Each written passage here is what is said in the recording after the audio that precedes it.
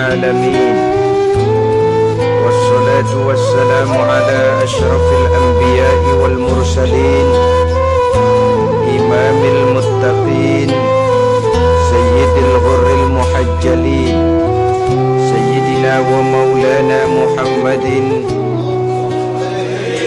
وعلى آله وأصحابه المجاهدين الطاهرين أما بعد.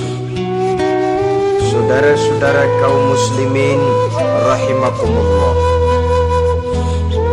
di zaman Rasulullah sallallahu alaihi wasallam adalah seorang pemuda bernama Ikaf bin Khalid. Ia seorang pemuda yang ganteng, sehat, tidak impoten, suka bergaul dengan wanita, suka pesta, dan memang ia orang kaya. Ia selalu menunda-nunda perkawinan dengan berbagai alasan-alasan yang tidak syar'i.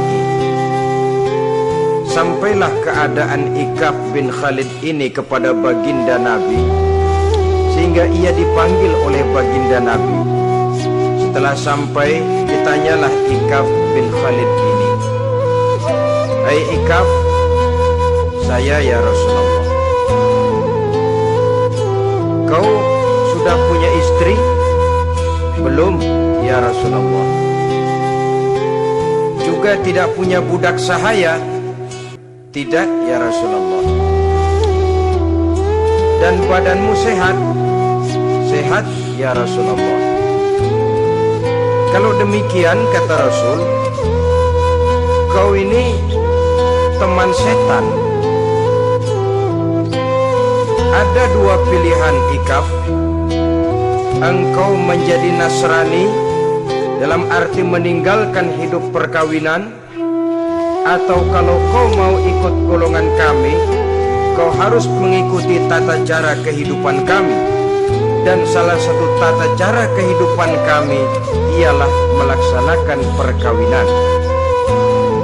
Yang kemudian Ikaf bin Khalid ini oleh baginda Rasul dicarikan seorang gadis bernama Karimah binti Kulsum al-Humairi, dan kawinlah Ikaf bin Khalid ini. Dari riwayat singkat ini, saudara-saudara, Rasulullah sallallahu alaihi wasallam melihat bahwa kehidupan Ikaf bin Khalid ini adalah kehidupan yang lazimnya barangkali di zaman sekarang dinamakan kehidupan dari orang-orang yang gemar melakukan free sex, alias samenleven, alias hidup bersama tanpa melakukan pernikahan. Ia sehat, ia kaya, dan ia suka bergaul dengan wanita, sehingga gaya hidup yang sedemikian ini dikecam oleh Rasulullah sallallahu alaihi wasallam. Dua pilihan ditawarkan: menjadi pendeta Nasrani yang bebas dari ikatan perkawinan, atau kalau mau menjadi muslim, ikutlah cara hidup kami, kata Rasul. Dan di antara cara hidup kami adalah melakukan apa yang dinamakan dengan perkawinan. Sebagaimana yang kita maklum, manusia adalah makhluk berketurunan terus-menerus sebagai makhluk dua jenis, laki-laki dan perempuan. Keduanya jelas saling memerlukan, saling membutuhkan. Kita laki-laki perlu perempuan, perempuan juga perlu laki-laki. Walaupun perempuan pora-poranya lebih pintar daripada laki-laki. Biasanya laki-laki kalau sudah jatuh cinta paling kurang se-RW tahu. Sana bicara, kemari bicara. Perempuan lebih pandai menyimpan perasaannya. Nah, pada laki-laki diciptakan zat laki-laki yang dinamakan spermatozoa, dan pada perempuan terdapat indung telur yang dinamakan ovum. Kedua zat itu harus bertemu, dan untuk itu Allah Subhanahu wa ta'ala menciptakan kekuatan tarik-menarik antara laki-laki dan perempuan. diciptakan laki-laki dalam biologis yang laki-laki, diciptakan perempuan dalam biologis yang perempuan, lemah gemulai, lembut, menarik, ayu, lemot, denok, geboy. Diciptakan magnet yang merupakan kekuatan tarik-menarik antara laki-laki dan perempuan. Dan bila ada persesuaian, maka akan terjadilah persatuan tubuh yang disebut koitus. Bila pada saat itu kebetulan terjadi pengeluaran ovum, maka kedua zat itu akan bertemu di dalam diri perempuan. Dan inilah yang dinamakan konsepsi, yakni permulaan pembinaan jasmaniah makhluk baru dalam rahim seorang perempuan. Inilah makna firman Allah dalam surah An-Nisa ayat pertama. A'udzubillahi minasyaitonir rajim. Ya ayyuhan nasu taqu rabbakumul ladzi khalaqakum min nafsin wahidah wa khalaqa minha zawjaha wa bassa minhuma rijalan katsiran wa nisaa. Wahai manusia, bertakwalah kamu kepada Tuhanmu yang telah menciptakan kamu dari diri yang satu, kemudian diciptakan dari diri yang satu itu pasangannya, dan dari keduanya berkembang biaklah manusia menjadi bersuku-suku dan berbangsa-bangsa. Pada contoh lain, dari proses pembentukan jasmania makhluk manusia dalam rahim ini, Al-Baqarah 223 menjelaskan bahwa seorang laki-laki adalah seperti petani, seorang perempuan adalah seperti ladang. Petani adalah yang mencangkul sawah, menebarkan benih, sementara ladang adalah tempat bersemayam benih-benih itu, tempat dia tumbuh dan berkembang membawa manfaat bagi kehidupan ini. Dengan bahasa yang indah, Quran mengatakan, nisa'ukum harthul lakum fa'tu harthakum anna syi'tum. Istri-istrimu adalah laksana sawah ladang bagimu, maka cangkulah, datangilah sawah ladangmu menurut cara yang kamu suka. Saudara-saudara kaum muslimin rahimakumullah, belakangan ini orang sering membicarakan pendidikan seks bagi anak-anak. Menurut pendapat saya, walaupun itu diperlukan, tapi tidak harus dilakukan secara menggebu, dan masih banyak hal-hal mendesak lainnya yang lebih perlu dibicarakan ketimbang bagaimana memberikan pendidikan seks kepada anak-anak kecil. Barangkali yang memerlukan, yang sering bertanya tentang seks cuma terbatas kepada anak-anak kecil di kota-kota besar yang oleh perkembangan teknologi dan komunikasi, daya pikirnya memang sudah sedemikian maju. Tapi berapa ribu jumlah anak-anak kecil yang semacam itu? Selebihnya puluhan juta anak-anak kecil yang tinggal di daerah-daerah terpencil, di provinsi-provinsi lain, di luar keramaian, yang sama sekali belum perlu untuk hal-hal yang semacam itu. Haruskah cuma untuk membela yang 1.000 atau 2.000 orang ini saja, lalu kita mengabaikan yang puluhan juta adanya? Kita masih harus membicarakan bagaimana kurikulum pendidikan yang mapan. Kita harus membicarakan bagaimana sistem pendidikan yang memadai. Saudara-saudara, Quran sendiri harus kita katakan berbicara soal seks, tapi gaya bahasanya sopan. Ajaran yang terkandung di dalamnya luhur, tidak terbuka belak-belakan. Saya khawatir disalahgunakan nantinya. Maklum ya, yang namanya anak-anak, sifat yang menonjol pada dirinya itu adalah hubbut taklid, senang meniru. Apa yang dia lihat, apa yang dia baca, apa yang dia tonton, biasanya ingin dia terjemahkan dalam kehidupannya. Kadang-kadang kalau habis baca komik Superman, dia kepengen jadi Superman. Itu anak kecil. Habis baca buku Si Buta dari Gua Hantu misalnya, pengen jadi si buta dari gua hantu, nyari kayu bikin tongkat. Biasa itu watak yang namanya hubbut taklid, Sekarang kalau kepada anak-anak semacam itu sudah diberikan pendidikan seks, saya khawatir. Kadang-kadang tidak dididik saja sudah lancar kok. Apalagi kalau sampai dilakukan pendidikan, khawatir disalahgunakan. Saya katakan tadi, Quran juga misalnya Al-Baqarah 223 ini bicara soal seks, tapi sudah lihat gaya bahasanya. Nisa'ukum harsul lakum fa'tu harthakum anna syi'tum. Istrimu adalah sawah ladangmu, cangkulah sawah ladangmu menurut cara yang kamu suka. Mau cangkul sambil mundur juga boleh.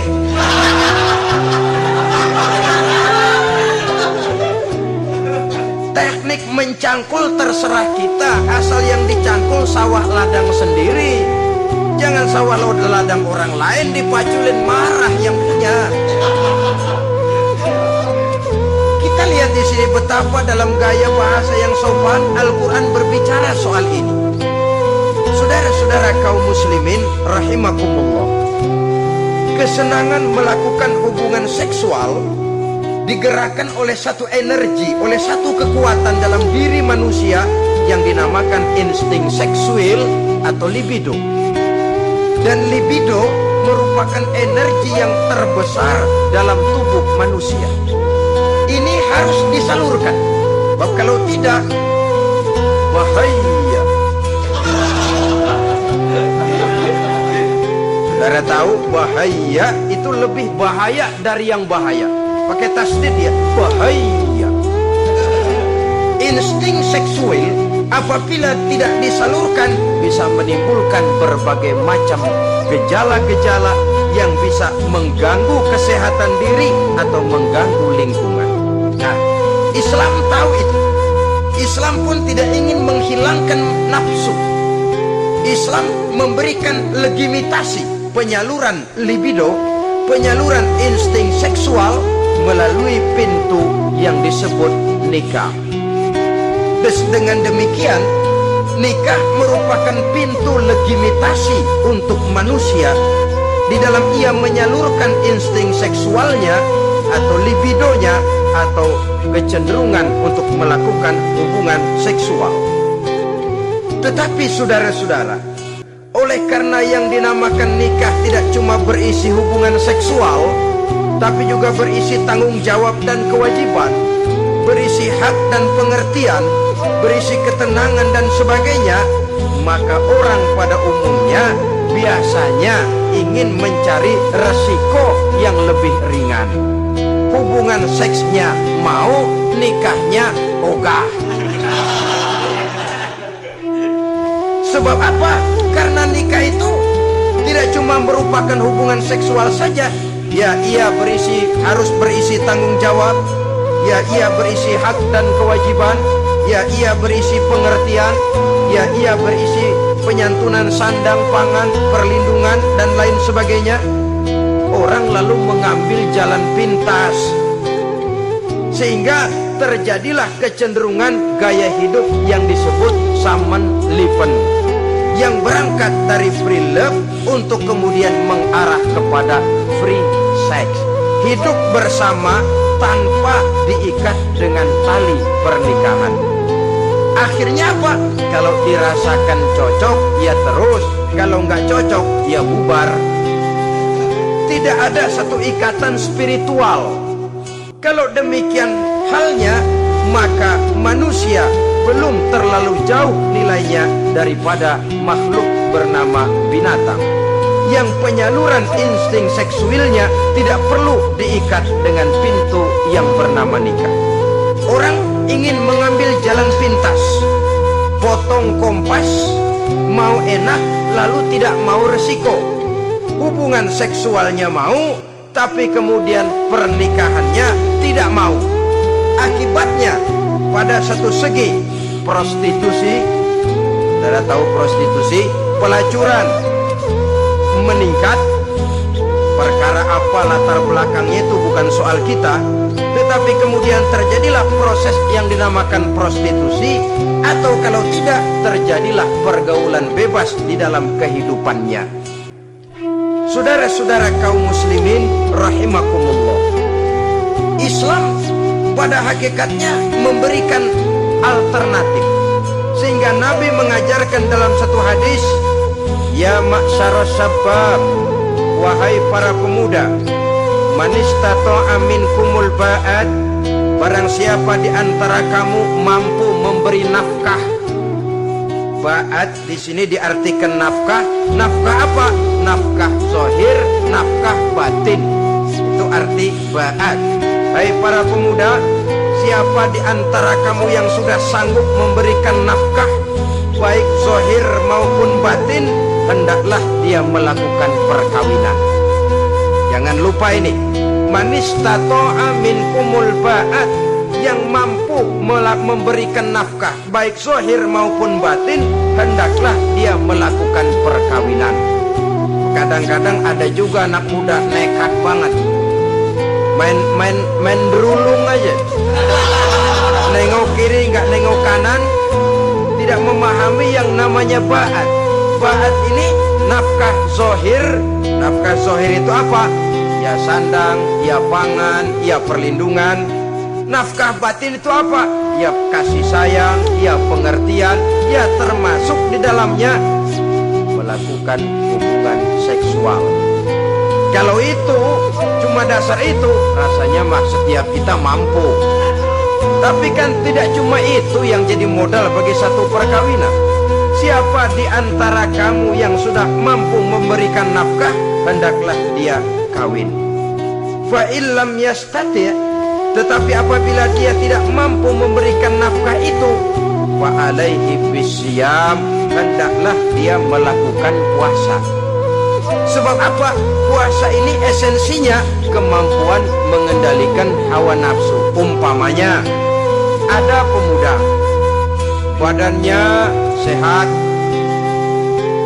tidak sakit, tetapi dia belum mampu untuk memberikan nafkah. Sementara temperamennya termasuk tegangan kelas tinggi, gak boleh kecolek dikit mau ngedredet aja. Yang semacam ini oleh Nabi, fa'alaihi bisyam, kalau memang belum mampu memberikan nafkah, hendaklah puasa. Sebab apa? Puasa lebih mengendalikan diri. Saudara-saudara, apabila puasa ini pun dirasakan juga berat, maka ada cara lain untuk menetralisir libido itu tadi, kecenderungan untuk melakukan hubungan seksual. Dengan apa misalnya? Dengan jalan melakukan olahraga. Dengan melakukan olahraga, hormon yang membentuk libido tersalurkan, terkuras melalui energi yang dikeluarkan pada saat melakukan olahraga. Atau dengan jalan yang keempat, menjauhi hal-hal yang bisa menimbulkan rangsangan seksual. Bisa dengan puasa tadi, bisa dengan olahraga, bisa dengan lain-lain yang kira-kira bisa menghindarkan kita dari hal-hal yang bisa menimbulkan rangsangan seksual. Sehingga Al-Quran pada surah Al-Isra ayat 32 berpesan, la taqrabuz zina innahu kana fahisyatan wa sa'a sabila. Jangan kamu mendekati zina, sebab sesungguhnya zina perbuatan yang keji dan jalan yang sangat buruk. Jangan mendekati zina. Mendekati zina artinya mendekati hal-hal yang bisa membawa kita kepada perbuatan zina. Termasuk misalnya bacaan-bacaan Parno, ya, itu Parno gak boleh dibaca. Blue film, ngintip, nah ini juga penyakit.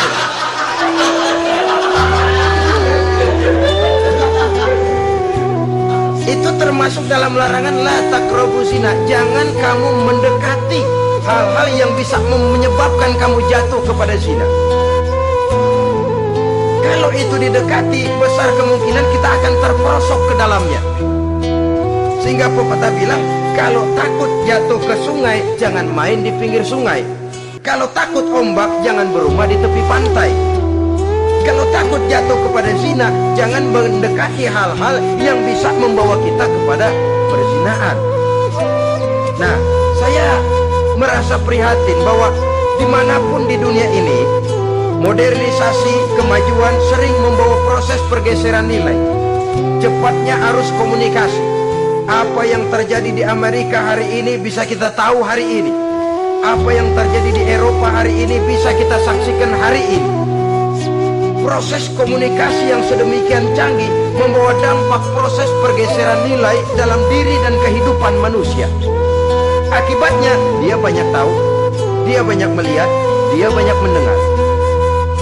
Kalau dia tidak punya filter, dia akan mudah terhanyut oleh nilai-nilai yang menggeser dia dari tuntunan ajaran agamanya. Maka dengan demikian saudara-saudara, Islam memberikan legitimasi terhadap penyaluran insting seksual melalui pintu yang disebut nikah. Dan Islam mencela apa yang disebut Samenleving, free love atau free sex alias hidup bersama tanpa melakukan pernikahan. Apa yang akan terjadi dalam kehidupan ini apabila manusia bergaul sebebas-bebasnya tanpa terikat lagi oleh norma dan kaidah kehidupan beragama?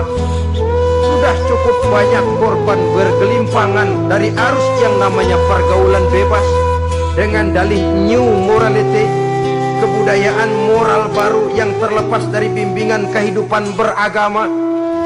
Saudara-saudara kaum muslimin rahimakumullah, dulu zaman kakek kita itu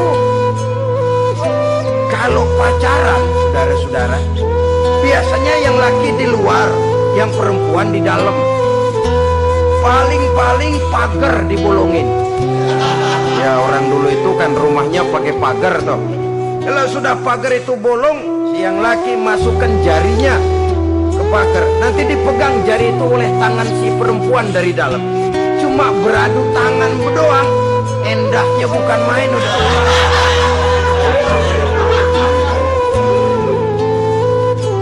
Sekarang saudara-saudara, saya lihat kayak orang beli sepatu.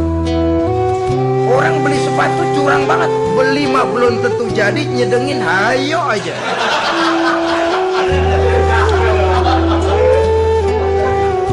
Iyalah, kalau sepatu barangkali disedengin sih nggak ada bekasnya. Kalau anak orang disedengin, Allahu Akbar. Ya sedang sih sedang.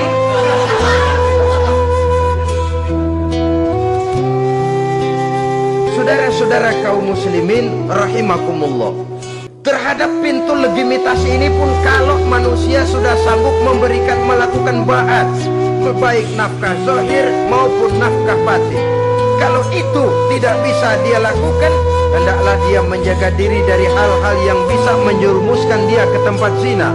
Bisa dengan puasa, bisa dengan memperbanyak olahraga, bisa dengan menggiatkan belajar, study club, diskusi. Ada pepatah mengatakan 3 hal yang bisa membawa kerusakan. 3 kosong. Kosong iman, kosong kantong, kosong perut. 3 kosong ini yang sering membawa kerusakan dalam diri manusia. Pertama, kosong iman. Yang kedua, kosong kantong. Yang ketiga, kosong perut. Ketiga kosong ini kalau sampai kumpul pada diri kita 3-0, berapa yang ngubernya? Sering kalah kita. Kosong iman, kosong kantong, kosong perut. Maka motif dari berbagai macam kejahatan umumnya karena 3 kosong ini. Orang bisa jatuh ke tempat zina, bisa jatuh kepada korupsi, bisa jatuh kepada perampokan, pencurian, dan berbagai macam perbuatan negatif. Pertama, kosong iman. Kalau sudah kosong iman, ini kosong yang paling berbahaya. Dia tidak ada lagi yang ditakutin. Polisi, ya apa selamanya polisi mau nongkrongin dia. Kalau sudah kosong iman, ini sudah tidak ada lagi norma-norma yang diindahkannya. Yang kedua, kosong kantong. Orang kalau kosong kantong mudah gelap mata. bawaannya udah was-was uring-uringan, kosong kantong. Yang ketiga, kosong perut. Kosong perut ini lapar, kemiskinan maksudnya, bisa membuat orang jadi jahat, bisa membuat orang menjadi pelacur, bisa membuat orang jadi koruptor, bisa membuat orang jadi penjahat. Itu motifnya karena kosong perut. Dari 3 kosong ini yang paling berbahaya sesungguhnya kalau orang sudah mengalami kosong iman. Perut kosong, kantong kosong, tapi iman penuh, masih ada rem. Kantong kosong, perut kosong, iman kosong juga, jebol, bablas sudah. Tidak ada rem lagi dalam kehidupannya. Hampir segala macam motif kejahatan yang terjadi di pentas dunia ini umumnya karena 3 kosong ini tadi. Karena kosong iman. Sekarang ini kan pergaulan bebas bukan semata-mata karena orang lapar, bukan karena orang perlu uang, tapi kadang-kadang ada karena memperturutkan hawa nafsu. Kalau sudah ke sana, kosong apa itu? Kosong iman. Ada tante-tante girat, ada om-om senang, ada macam-macam lah. Kurang duitkah mereka? Cukup. Laparkah mereka? Kenyang. Apa yang kosong? Kantong penuh, perut penuh, iman yang kosong.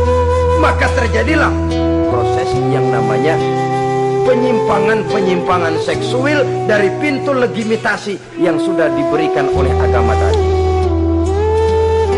Kadang-kadang iman juga tertekan karena perut, persoalan ekonomi, atau karena memang kosong daripada kesibukan-kesibukan lain.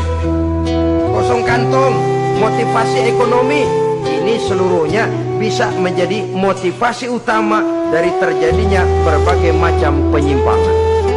Karenanya Islam memberikan pintu legitimasi lewat jalan yang disebut nikah. Sehingga Nabi mengajarkan, hai para pemuda, siapa di antara kamu yang sudah mampu memberikan nafkah baik zahir maupun batin, hendaklah dia melakukan perkawinan. Sebab sesungguhnya perkawinan lebih memelihara pandangan, lebih memelihara kehormatan diri. Dari segi pandangan lebih terpelihara, dari segi kehormatan diri juga lebih terpelihara. Diberikan legitimasi lewat pintu yang halal bernama nikah. Kalau sudah didapat dengan cara yang halal, menikmatinya pun enak.